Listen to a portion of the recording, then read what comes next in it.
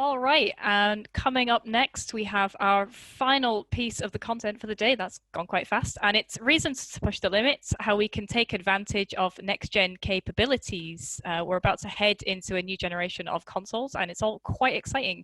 So we should have Kay from Paladin Studios somewhere in the back coming in to moderate the panel. And joining Kay today, we have Ricardo from Bossa, Christopher from HandyGames, and Mark from Headup. And they should all be popping in. There's Mark. There we go. Yeah. Fabulous. Welcome in, Mark. Hey. And Christopher is on his way as well. There we go. Hey, Christopher. All good. And I think Ricardo is on his way. He might be running a couple of minutes late. But if you're all good to go, Kay, I will just disappear and let you get on with the panel. Yeah, fantastic. Brilliant. Thanks very much. Thank you so much. Hello. Hey, Ricardo. How are you? Thanks. Hey guys, good to see you again. I'm happy you join. Mark and Christopher, I definitely have hair envy in both directions with you too. So let's jump in. I want to make sure that we use the maximum of our time for everybody that's listening. Thank you so much for joining us. Very honored again to have a slot here that I can moderate with such a prestigious crowd like the three gentlemen with me. I want to give each of you about 2 minutes or less to do a quick introduction of yourself. First, I'm going to tell everybody who I am, so you guys know that, and then we'll dive right in right after that. Who am I? What do I do? My name is Kai. I'm currently serving as the CEO for Paladin Studios. We are an independent developer from the Netherlands. The last 10 years, we did mobile games, mostly free to play. And a couple of months ago, about 2 months ago, we actually released our first console game on Nintendo Switch called Good Job. That somehow qualifies me to talk about consoles, which is awesome. The three gentlemen I have with me have a lot more background in that on those platforms. So I'm very happy they join me. And I would like to go around the table, starting with Mark for a quick introduction. Yeah, sure. So yeah, I'm Mark from Headup. We're a small German publisher that was founded in 2009. So we've been around over 10 years now. Probably the best known title that we worked on is a franchise called Bridge Constructor. And yeah, since I think 2014, we started our console development as well and launched, I don't know, like around 15 titles on Xbox, PS4, and Switch right now. And I'm actually doing a lot of ports for external teams. So I'm a coder and programmer, worked on a lot of those titles. And yeah, so very eager to get started on Xbox Series X and PS5 as well. Cool, awesome. Mark, you're actually the CTO of Headup, so I guess that's worth mentioning. Thanks so much for joining. Christopher, you're next. Yes, so my name is Christopher. I'm CEO and co-founder of HandyGames. We are doing games for 20 years. We started in mobile as HandyGames, and we moved beyond mobile, as we call it. I think starting in 2010, we started with the first things, moving away from mobile and expanding to bigger screens back in the days with stuff like Ouya and stuff like that. And that showed that we have possibility to go on the big screens. And that was really nice. And we are now live on PS4, Xbox, Switch, PC, Stadia, whatever you call out there, normally any title is out there from us. And we were bought by THQ Nordic, so Embracer Group 2 years ago. And we are now also publishing heavily game developers around the world and bring them to all the consoles. So that qualifies us, I think, a little bit about talking about the next consoles and about publishing and developing on those. Awesome. Yeah, quite a journey, and I've been honored to know you for quite some time back in the pure mobile days. Back on the Nokia days, man. I know, right? Engage. So that was the days. Like ages ago. Yeah, side talking, eh? Thank you for joining. Ricardo, please introduce yourself quickly. Who are you? What do you do? And what's your company do? Yeah, so I'm Ricardo. Everyone calls me Rick for short. It's nice and easy. I'm head of product at Bossa Studios, and Bossa is best known, I think, for Surgeon Simulator, because the most well-known title they put out. We put out. Iron Bread also is something that we're all very, very proud of. And what we're working on next actually is very much an evolution of those types of games. So we've got Surgeon Simulator 2, which is announced earlier, actually late last year. And in fact, if you keep your eyes peeled this weekend, you might see some big news around that potentially. So keep an eye on Saturday. And no I'm sneak peek today. Huh? little bit of preview. Just keep your eyes peeled for the PC Gamer Show, because a lot of not just us, but many developers are showing some really cool stuff. So do take a look at that. And then Iron Fish, as well as the other game that we are about to embark on. Cool, awesome. Well, thank you so much, guys. You know, in preparation for this panel, I sent out a couple of loose topics and some questions, and I think I want to start with probably the question that's being asked most, and the biggest question to answer, probably the hardest one to answer, and the one where you can have the most pitfalls if you're actually working with all the platforms. But I want to ask it nevertheless. You know, based on your experience with the current generation, PlayStation 4, Xbox One, do you want to name a preference for any of the next gen platforms that you think you will definitely put your bucks on, even if you spread your risk across all of them? I don't know if you guys want to answer that, but I'll just toss it out there. So whoever wants to go first, please do. I think I can take the questions, because I think putting whatever game platform out there as some kind of preferred is, I think, the worst thing that you can do as a publisher or as a developer.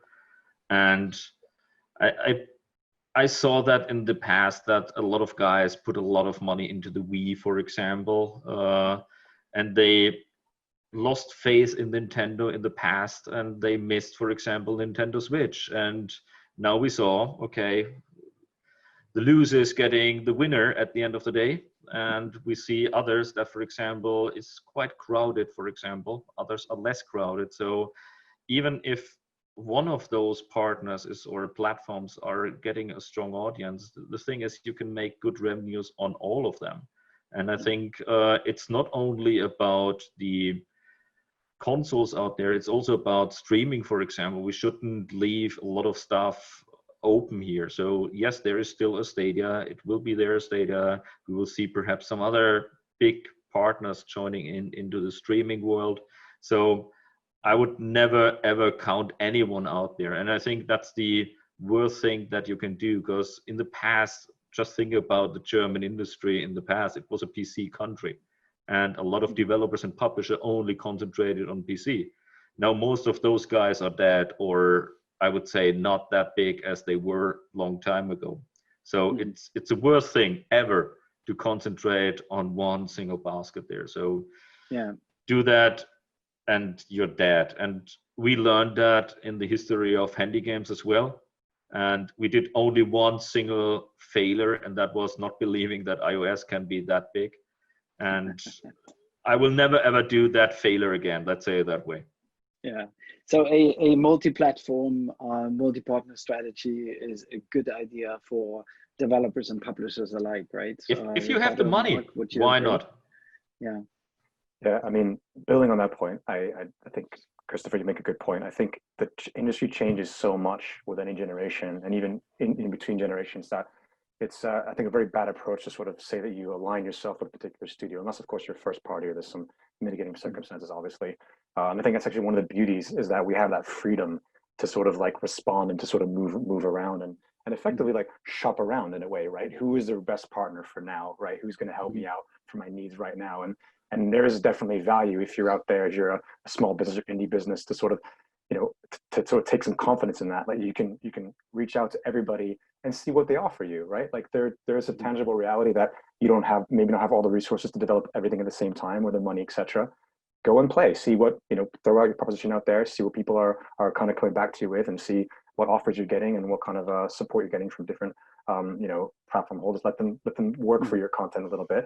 And to answer your question in terms of what I'm seeing right now, I mean, I'm this is not taking sides, but what I've seen right now in terms of a platform that excites me is definitely what Microsoft are doing with the whole Game Pass and with xCloud. And for me, it's not really about next gen from a tech perspective. It's more about the distribution methods and how that stuff for me is just, I think if I was I mean, Bossa, we're, been there for a few years. We're starting to, grow. Our projects are getting larger, sure. But for me, that's, if I had to sort of pick somewhere to start. Yeah, if I was, all right, what's your first place to start? PC for me would be the place, obviously. But beyond that, in terms of next gen, I would say, Microsoft, I think, offers some very interesting opportunities to kind of get your content in front of as many eyeballs as possible with things like Game Pass. And ultimately, as an indie and a small studio, it's kind of what you need to start with as a priority. Yeah. Eyes. Yeah, and I guess the amount of information, like also especially on the tech side, is still quite limited on any of the next gen stuff, at least if you're not under an NDA. I totally agree with your point. Mark, did you want to?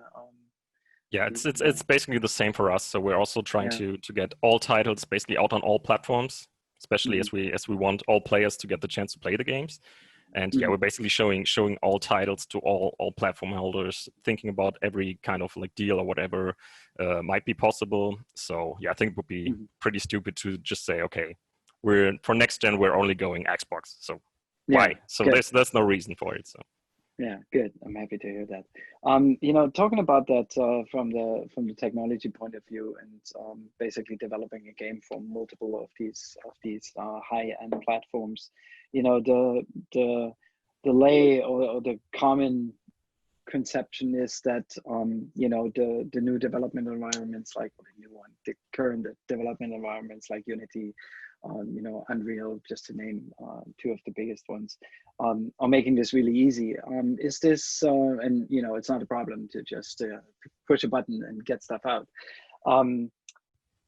I do believe there's a bit more to that, but how do you guys see that? Like, is it going to be easier to live up to that premise with the next gen? Or is it going to be initially much harder because it's a new platform? There's, it's still the development environment still need to level up to that. What do you guys think? So yeah, maybe I start. It's just from my experience. So we did that, for example, for Switch. So when that came out, we were pretty early on it.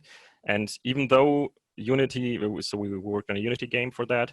And even though obviously Unity makes it quite easy, there's still in the early phases, it's hard. There are a lot of bugs. There's a lot of things that the engine didn't really think about, and it's definitely going to be harder to put out a title for the next gen consoles as you would do for example for Xbox One, PS4, Switch. You have the systems, you have like working code, you know what to do, you know where some potential problems are, and for the new consoles you have to learn that again, and the console the engine partners have to learn that as well. So yeah, there's going to be some troubles at the beginning, definitely. Yeah. Again, I mean, one of the things that we've learned in terms of multi-platform development, as well as that, when you're trying to make yourself attractive and interesting to a particular partner, right? It really helps if you are interested in using those particular platforms' features, right? And the specific elements that can make you more visible and attractive to a particular, to Sony or Microsoft or Nintendo, for example. And those things tend to be new. Sometimes they're gimmicks and they don't really work, and people forget about them. Who knows what will happen next gen? But there's some really cool stuff. I think Sony with a DualSense controller. I think I'm super excited to see more about that. I'm really interested in anyone who's pushing the boundaries of interfaces, etc. That's brilliant. There's going to be other things, the SSDs and the impact on that. So there's a bunch of like features that aren't only just from a simple like porting proposition. They're also about, hey, how can we actually design as well as develop for these new features? And that's obviously going to have a bit of cost in terms of time and tech features to you when you're developing a project. Yeah, I think one of the most important things is really that you have your own tech department as a publisher or as a developer that can do workarounds on, as Mark already mentioned. It's like, not every feature that is around is supported all the time 100%. So it's always quite a challenge to let it really run as it should be. And as Ricardo said, it's develop for the platform and not only just do a dirty port at the end of the day. And we see that currently at a lot of titles that they just, we need to be releasing a game and they rush out on a Nintendo Switch, for example. And that's not what consumers like. And that's a bad taste, I would think, for end consumers. So for me, it's more important that it really fits to the platform, that the UI is correct, that features are integrated, as Mark and Ricardo said, and as Unity and Unreal, for example, is getting in the same speed as the platform owners, not only on the technical side. So it's a challenge, but I see it more as some kind of advantage for developers if they are joining in early. It's always the best thing to start a new company, for example, or to get visibility to a new platform. If you're now releasing a title on the Nintendo Switch, a total new title, you're one out of how many per day? And the same thing on mobile. When we started in mobile, it was Wild West. It was the dark age, as I said it all the time.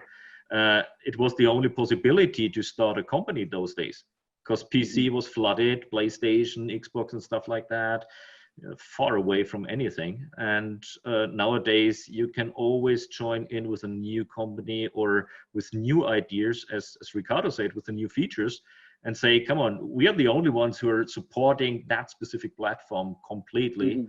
And that's normally totally awesome. Yeah. I wonder though, and I would like to hear all three of yours take on that, with if you look at the technical capabilities and just the sheer power under the hood of these new platforms and what they can deliver, also in terms of the viscerality and then the graphics and the bigness of games you can do on them.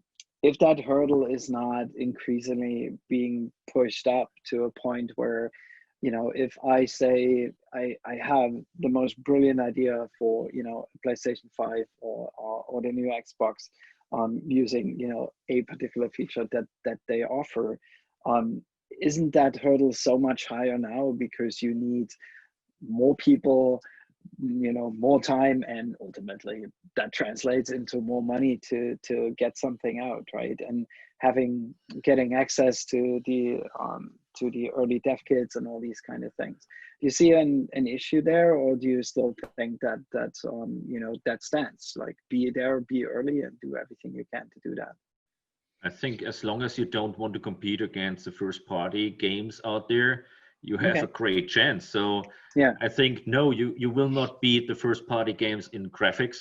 You will not compete the first party games in speed and stuff like that, but you can compete them in innovation. And I think, for example, there was never a time better than nowadays to develop something unique, something fresh. When I check out into our portfolio, we see so many new titles like voice game, for example, like, for example, one hand clapping that is coming out, and it need a microphone, and perhaps we will see a microphone and some stuff in there.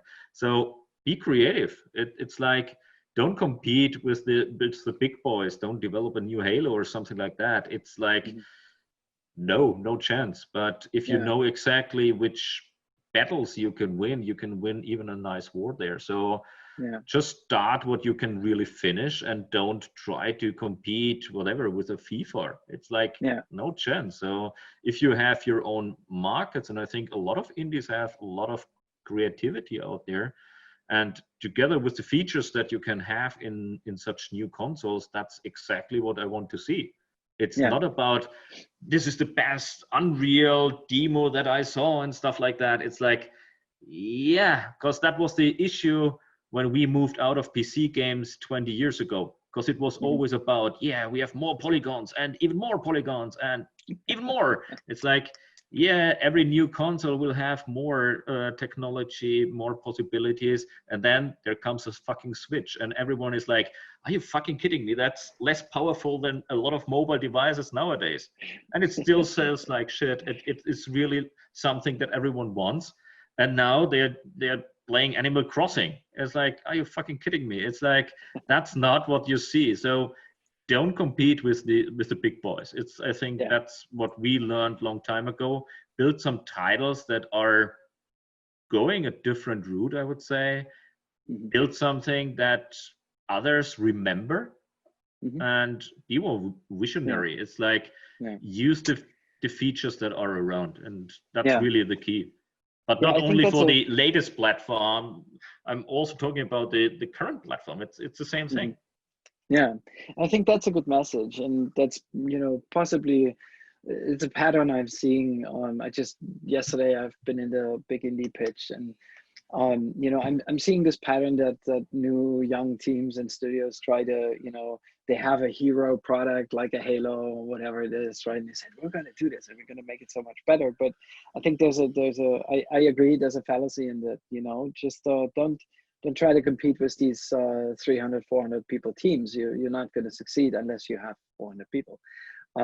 So I think that's a really good message. Not even with Ricardo, that, even if you would have an unlimited budget, even if you have 400 guys, you will not compete against them.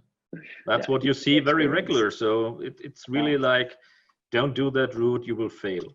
And of course, that's normally with all the students that I teach or that I talk to, it's always the same. It's always like, yeah, we are doing this just better. It's like, yeah, good luck with that.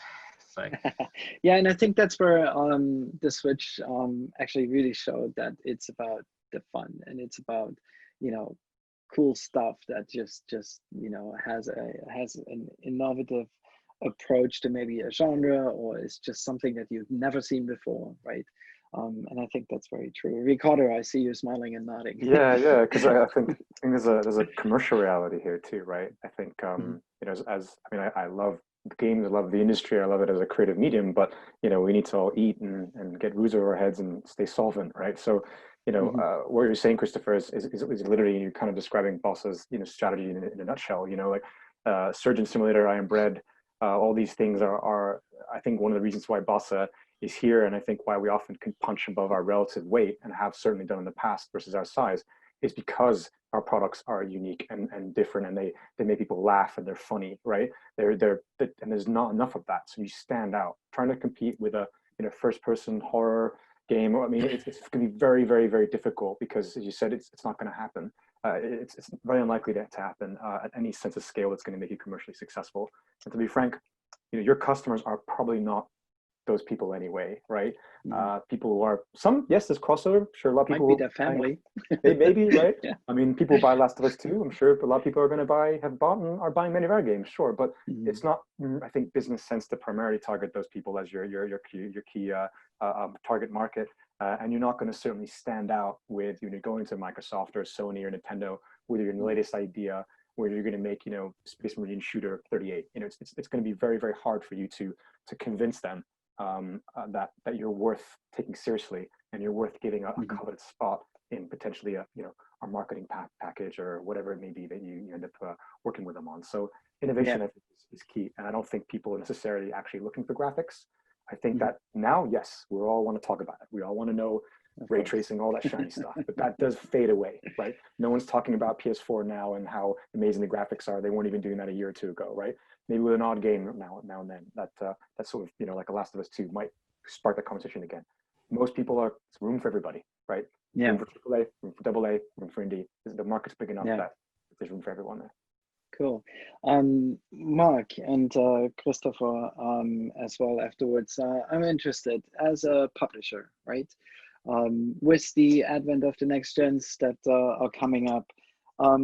If I come to you tomorrow and say, hey, I mean, not me, somebody, and I say, hey, I have a great idea. I have a new studio. Here's my concept, and I want you to publish it.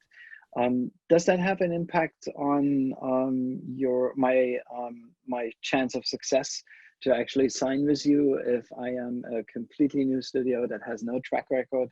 or is it really, how much of it is dependent on riding on the validity of the product that I'm pitching? So especially for next gen, because there's obviously technical challenges that are bigger than if I go to a PC right now, right? yeah, sure. So we actually sign a lot of games from that are basically the first games of the teams, or even like single developers. So that's not a big problem. In terms to like next gen development then, or even like this current gen console development, we tend to, it's always hard for new teams to get on the console, to get listed, to get all the technical stuff prepared. So these are the games where we most of the time handle the porting in-house. So that works pretty well then. Yeah. Okay. So cool. On our side, it's quite easy. So we have total youngster studios. So for example, fresh from university to very well-known studios that already have a lot of experience even on consoles or in total about porting. We do partly the porting in-house.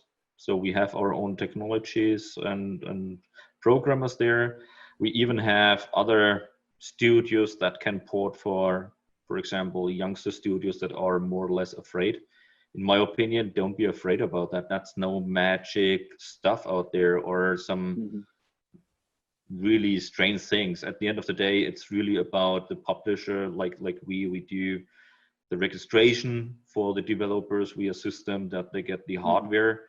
And as soon as, for example, Sony, Microsoft, or Nintendo sees that there's a publisher behind that, they will really finish the product, because that's, I think, more the concern, especially on new studios. It's more like, can they really afford to bring the title to a platform? And if there's a publisher saying, okay, dudes, stay cool, we pay the bill for the developers, we do that, and we can even assist them.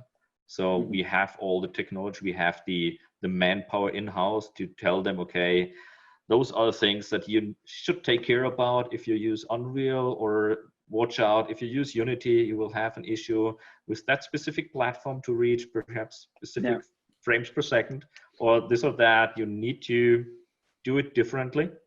So yes, we have that, and it's very important for us as a publisher to do some kind of cross-platform release at the end of the day. There might be some titles that just fit to the PC better in the beginning, but we normally sign all games on nearly all platforms, because that's the aim for a game, to release as the game as on many platforms as possible. And of course, we discuss with every of the game developer that there is a new platform coming, and it's not that far away. So we're talking about that for quite a while already. And we also discuss, for example, streaming platforms already with everyone for, I would say, 2 years already. That's already in the contract. And we assist those guys to say, okay, dudes, you need to watch out for specific features within the game, that it also run on the new features that are coming up. And that's a job of a publisher, and also to have the investment and the time, the producers, the programmers, to really push them. Because in my opinion, if you give up, for example, the development, and you only take care about your own game and then give it away to a publisher, that's not how you can learn. And you want to normally develop your second, the third, the fourth title. And if you don't do that, some publishers might be perhaps not that interested in working with you on the next title, because they want to say, you're the developer, you need to port the title. So it's some kind of, you have to check out the new platforms to really make the next titles. Of course, if they are one-man shows, as Mark said, that's hard, because normally that's the next title that they are moving away and port the title to the other platforms. But normally that's why we don't sign really one-man shows normally, because that's really an issue for us. That's a big risk. If it's a one-man show, it's like, is he really, if he's ill, the project stops. And, of course. And we as a publisher have quite fixed, I would say, slots at the PlayStation, Xbox, whatever, PC. And then also, of course, you don't want to go into whatever Christmas madness, or this year it was Q1. that was madness. So Christmas was perfectly fine because everyone moved over to Q1. So perhaps Christmas or holiday season is more Q1 nowadays than before. But we will see. At the end of the day, it's really always depends on the developer and also the publisher. So we see everything on the publisher side. As Mark said, they are porting, so that's fine as well. And we have guys that can port, but normally we prefer that the developer get the knowledge so that I don't have to do it the next time again for the next title. Cool. Yeah, Ricardo, I want you to answer that one first. You know, with the new platform, like, you know, based on my experience, when you go to a publisher, or most of them, some of them, and you pitch an idea, a lot of them actually, you know, ask the developer or want to know if the developer, the studio, has somewhat of a rough idea of the market, right? You're operating in a certain space, you should know at least the basics, right? Not as in-depth as, you know, Mark and Christopher may probably have that, or definitely have that. They're very successful. But we've seen this a lot, that people say, you know, hey, what do you think? You know, what's the potential of the concept you're pitching us?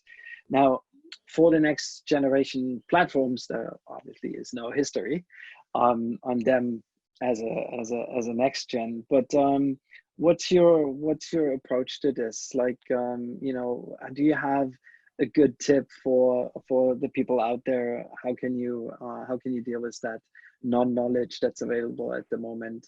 You know, no install base whatsoever. How would you approach that? Yeah, sure. So, I mean, I think one of the good things to take, I guess, some comfort in, right, is that the world's not going to change when these things launch, in the sense that, like, people are going to still overall like the things they like. You know, people are going to get older, and their tastes will adapt as they always do, and so on. So you could take some comfort that there is there's some sort of knowledge in the future by looking at the past, right?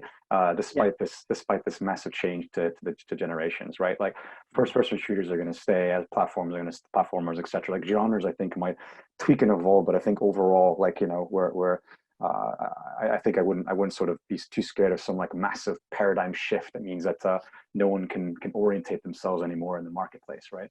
So yeah, I think we'll be fine. And whenever people have threatened that, it's never really happened, right? Or if it happens gradually, you know. So I wouldn't have anyone panic, but there are some practical tips, and I'm kind of going to aim these particularly at sort of smaller studios, and some really useful resources and tips that we use. And we're getting more sophisticated, let's say now, but certainly a few years ago that were really helpful when we were just a band of maybe 15, 20 people. So I guess that's for something might be already quite large, but there's some things that were really useful. So a few things you can look at is I actually find Steam Spy still a really useful resource to sort of get an idea of, like, how much of a splash certain titles have made, and what's really important is a relationship between them. So you can start to say, okay, it's not really in comparison to one another how successful has one been versus the other. Very useful to give you an idea of, like, the size of the prize and the potential market you have for yourself.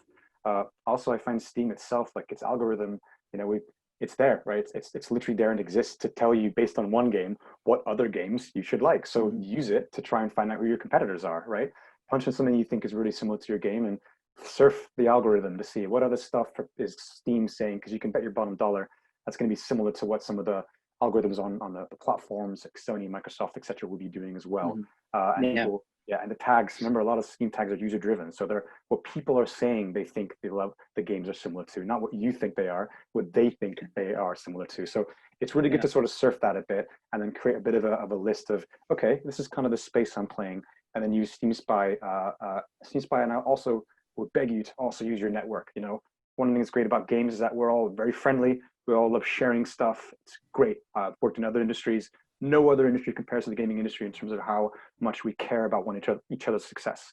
I've never come across it. We all want each other to succeed, generally speaking. So, you know, do reach out to people that you know in context and share. And I think with those tools, you'll be able to build a pretty solid picture of, hey, this is what I've got. This is where I think it fits. This is sort of roughly the market I think I'm playing in and who my competitors are. And believe you me, if you take that information to a publisher and you show that you're thinking about your product commercially above and beyond just how creative the idea is, you are going to get eyebrow raised a little higher than your other competitors. Trust me. Yeah, definitely. Love it, because it's ultimately about revenue at the end of the day.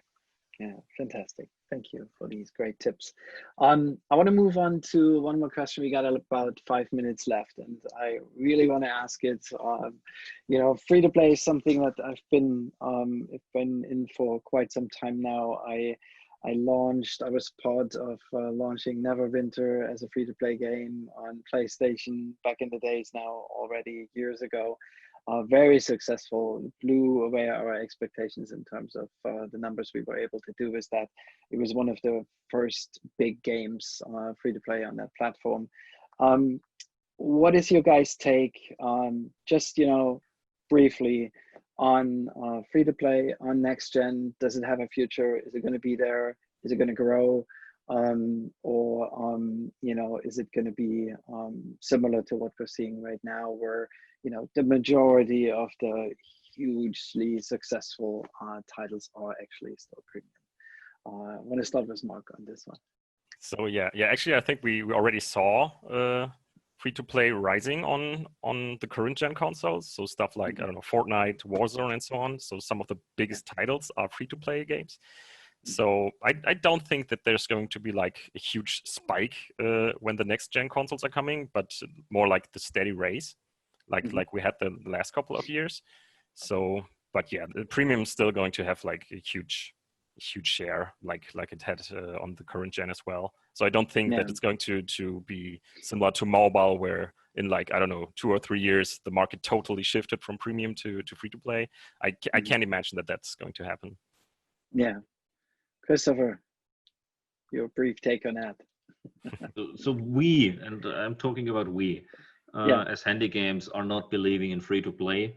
There might be products that free to play works. So there will be whatever, World of Tanks, there will be Fortnite, there will be a PUBG, there will be a lot of other things. But we as HandyGames, we believe even in mobile, as we moved out of free to play, I think 2 years ago, we concentrate on premium games. And for us, it playing into our cards that, for example, you mentioned that there are some platforms out there like a Pass and stuff like that. So the subscription models are there. I know that Ricardo will talk about Microsoft, and it's awesome. Yeah, Game Pass, I know it. Google is doing the same thing with Google Play Pass and stuff like that. So yes, there is new models coming up, and I think that will be some kind of going back to premium again, especially in the titles that we normally see. I'm not talking now about the big boys from whatever, from China, from Korea, from US, or even Russia, that are free-to-play freaks, I would say. And we learned that we cannot compete against a Supercell and with those marketing budgets and stuff like that. For us, games are still more art than a business model. And for that, I believe premium is the way to go for us. But I'm not saying it's like that's the only way to go. So if you have a title, the only thing that I don't personally like is hyper casual stuff, because that's where I say that's crazy for me. Like putting a lot of money into it, that you boost up to the charts, make some money out of ad revenues and stuff like that. That's not what we want to do. It's really like games that you will remember in 10, 20, 30 years. You still remember, you build up your IP, you build up the second part, you can play on every single platform. And I think that's the freedom of really good titles that still keeps in your mind that we grow up with. So I still like Ultima, for example. That's one of my favorite games. And that's stuff that you still remember. And you will not remember whatever a game that you just downloaded and you delete it after 2 days because it was fucking boring, or you just pressed 2 buttons. That's not what we want to see, in my personal opinion. So, and I think that's not what even those PlayStation guys want to see on their platform. What they want to see, of course, they are also guys who wants to make money. And Fortnite, if you see the revenues coming even on the consoles, holy shit, that's fucking revenues, and they will not leave that out. We're gonna bleep you in post, Christopher. You know that, right? I don't care. It's like typical normal. And yes, it's late here, and it's a bank holiday in Germany, so I can drink a beer. But I'm kidding. It's really like no, but it's really like, come on, we're talking about a nice platform, with a lot of new features, and now we should all do free-to-play games. Sorry, I don't think so. And it's a new platform. You're spending a lot of money out there for the console itself. And you see that on Nintendo Switch, for example, that even if you do shovelware and stuff like that, the market is more for those guys who really do and deliver great content, and they don't have a problem paying news, at the end of the day. We see that on the PC, we see that on PlayStation, we see that on Xbox. Consumers don't have the problem with paying for good content, and it's about the content itself. And if you want to go the free-to-play route, just go for it. It's a different business model, but I'm not sure if that's the thing a PlayStation or Xbox will really feature heavily in the future. But making money, Ricardo, awesome. Your take is like Game Pass.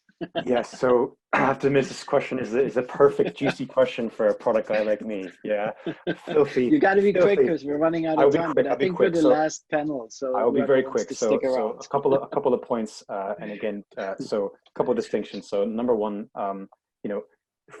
Game Pass and new distribution models that use the power of free are very different to free to play from a game design point of view, right? So if you're out there thinking about your games, like your premium content can work with these new models that get your stuff in front of as many people as possible. They don't have to be free to play by design, right? So keep that in mind. The other thing as well, when it comes to free to play, right, is I'm gonna have a very different take people on this call, and I don't necessarily want to, because I'm more comfortable with premium games, etc. But for me, I think. If you look at all the AAA games we've talked about, Apex and Fortnite, etc., I think are starting to change people's minds about free to play. But also, I think a couple of things are happening. One is that we're all kind of getting a little poor, and in terms of time and money, and so free becomes a very attractive price just for all of us, just economically, just across the world. These are trends that we think we need to pay attention to for the long term, right? But I think more locally is the point, or sorry, more specifically, I think is a point as an indie or a small game. If you just go now on Steam charts and you just Google, kind of go to steamcharts.com, look at the most played games, it's going to surprise you some of the games you've never heard of that are actually from indies that are free to play. Games like Brawlhalla, games like Unturned, games that I am shocked that, I mean, many of us haven't even heard of, but I'm shocked how many users are playing those games that do not have Fortnite budgets and do not have this sort of thing. So what I would say is, like, think about the model and think about your goals, right? If you want to be art driven and you want to say something cool, then maybe premium is the best way for you. If you're more commercially driven and you're about selling your company and making millions of dollars, well, shit, then you probably need to look at free to play as a model, right? Because nothing's going to compete with that from a user perspective, right? In terms of getting your stuff out there to people. So I think look at what you want to achieve first before you criticize the model. And unfortunately for all of us, free to play, it's here to stay, and it's growing, and it's actually, funny enough, becoming more a viable option even for smaller games and studios. So don't count it out. And like I said, Steam Charts is a really good place to find out, to see who's doing it right at a kind of a small level. Yeah, awesome. We're at 43 minutes, but if nobody throws us out, I have one more question that I'll ask you guys. We've seen over the last couple of months, I don't know how it was where you guys live, but basically everything was closed here. You couldn't really go to a media market and pick up a cool new game. For next gen, do you see retail still as something that is, going to drive the business? That's really important. Is it still the aspiration? Should it still be the aspiration to have your box in the store so you can put it in front of everything else? No. No. I think, digital was always a huge part of our strategy anyway. It's cheaper, it's faster, it gets more people, and I think actually, in a way, the whole, the situation that the world's facing now, I think, is just shifting all habits towards digital, and I think that's actually going to be a benefit for all of us here. Yeah, to be honest. Mark, I know you guys do a bunch of stuff with some really cool special edition. And we used to do quite a lot of retail, but it's declined as well the last couple of years. But we actually have opened a store, like in the style of limited run and so on, called Game Fairy, where we're doing like this limited collector's editions. So this is still going to stay, but it's more like a merchandise instead of like a distribution way, actually. So people play the game digitally, they love it, and they want to have something in their hands. So they just order it and then probably never put it out of the box and just put it on the shelves because they love the game and they love it in plastic. Yeah, exactly. So yeah, it's more like a merchandise actually nowadays for us. Yeah. It really depends. I think for some platform it totally makes sense. So especially, for example, Nintendo Switch players are still, they just want to have something in their hand. Collectors, yeah. And I'm quite sure Microsoft, Sony, and Nintendo, as this is a business model for them, it will stay. It always will stay for them. The thing is also for the real hardcore players, they prefer to have a box somewhere, and we need to make and rethink about how a box is really at the end of the day a box with, as Mark said, it need to be some kind of cool again, because a fucking plastic box is not cool with a Steam code in there. That's not what they want. What they want really is something that they can, I would say, collect. And we see that, for example, as we are part of THQ Nordic and Koch Media, I can tell you it will not go away. It is changing, yes, correctly. But it will not go away at all, not for the current generation, not for the future generation. And we see, for example, that, for example, such things like limited run or your stuff, it's something that consumers want, and there is a market for that. But yeah, you will not ship millions of boxes on day one. Those times, I think, are over nowadays. But there is a market for it. It will also stay there. And it's one of the coolest thing ever for a developer, and also for a publisher, to hold your box in your hand and say, that's my piece. Because the problem is really in the moment, it's like, what is happening if we, for example, is closing down your store? Where is your game? It's gone. It's not there anymore. And that's really, don't forget that. It's like you want to have and collect stuff. And nowadays, well, what is happening when your Steam collection is gone? It's hacked or whatever. It's still some kind of value if you have something in a cupboard to store somewhere and to keep it. And I think those things will never go away. Yeah, good. I personally don't want that. So I don't want it. So no. Good, fantastic. Hey Danielle, hello. You're back. She's kicking us I know out. we're a little bit over, but yeah, no, that's fine. You're the last panel of the day, and I was just chilling, watching. But yeah, Christopher's got a beer. I want to go get a beer, so we will wrap up there. But thank you guys for joining. That was a really cool panel. Yeah, I want to thank Mark, Christopher, and Ricardo. You guys are awesome. Thanks so much for hanging out that late also. And you know, for all the work you guys put in the preparation as well. I'm very grateful to have you, and hope we can do this again. Thanks for having us. Okay. And thanks to Puppet Gamer for letting us muse about all these things here on this platform. You guys did a phenomenal job transporting this whole event into the virtual realm, and thanks a lot. I'm going to say, if anyone has any questions, by the way, because I realize a few participants. Oh, yeah. The links. I mean, if anyone wants to reach out to any of us directly, you know, please reach out. I think our LinkedIn and other various social media handles and stuff are there. Like, please don't hesitate to connect, and I'm happy to help with anything that we possibly can. And thanks for everybody that watched this and joined us here tonight. Cool, awesome. Thank you so much, guys. Take care. Bye. Bye. Have a good evening.